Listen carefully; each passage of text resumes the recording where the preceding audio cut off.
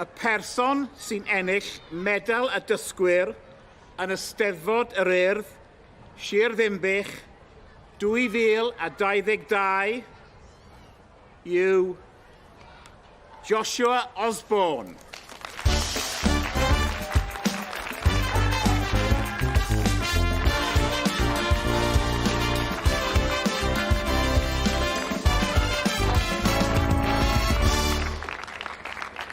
Croeso i'r enillydd i'r llwyfan Joshua Osborne o Abertawe. Ti'n edrych yn gysurus iawn fyna hefyd, mae rai ddweud. Diolch yn fawr. Ni'n lico na. I chi gael gwybod ychydig bach o gefndir Joshua hefyd, cyn bod ni'n cael sgwrs gydag e. Mae Josh o Poole yn Dorset yn wreiddiol, ond erbyn hyn mae'n byw yn Abertawe. Does neb o'i deulu yn siarad Cymraeg, ond fe ddechreuodd e ddysgu Cymraeg ar anogaeth ei gariad. Ac mae Josh wedi rhoi'r rheswm mewn cynghanedd berffaith oherwydd angharad. Mae'n dysgu Cymraeg arlein fel glywson ni gynne, a mae gydag e 3 thiwtor, sef Helen Prosser, Angharad Defnydd a Maldwyn Pate. Ac mae Josh yn gweud bod e'n mwynhau'r ffaith bod dysgu Cymraeg yn rhoi esgus iddo fe i fynd allan i gerdded ac ar deithiau a chwrdd â lot fawr o siaradwyr Cymraeg a dysgwyr eraill, pobl o bob math o gefndir.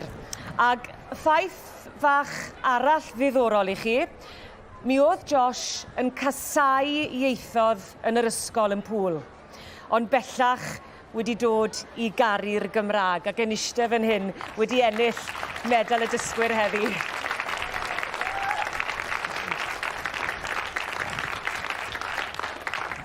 Felly ddim yn fan o ieithoedd yn yr ysgol, Josh? Na, wel, wrth gwrs, dwi'n credu mae'n achos mae Cymraeg yn well fawr na Ffrangeg, wrth gwrs.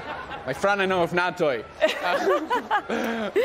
Ac beth nath dy ddenu di i ddysgu'r Gymraeg? Achos o'n i'n clywed ti'n di bod yn dysgu ar sbel fawr, ni'n clywed am dy gariad, wrth gwrs, ond oedd yna rhywbeth arall yn ychwanegol? Wel, y peth mwyaf ydy, wrth gwrs, fy nhiwtoriaid. Dwedais ti am Angharad Defnydd, Maldwyn Pate a Helen Prosser, ond hefyd Angharad Lewis a Gareth Clee, tiwtoriaid hyfryd a diolch fawr i Helen Prosser, wrth gwrs, superstar y byd dysgu Cymraeg. Ei Helen, anweswch hwnnw. Cofiwch y geiriau yna.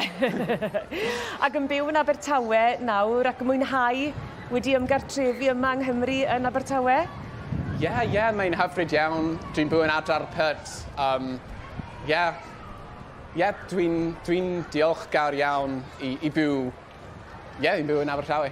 Ac yn gweithio i gwmni o Wrecsam, ac ydw i'n gywir i weid bod y cwmni yma wedi rhoi 9 awr yr wythnos i ti i ei ddysgu'r Gymraeg? Ie, mae fy cwmni o'r enw Brisial CVT Training yn rhoi 9 awr yr wythnos i fi gwneud y cwrs dwys ers 2 flynedd nawr.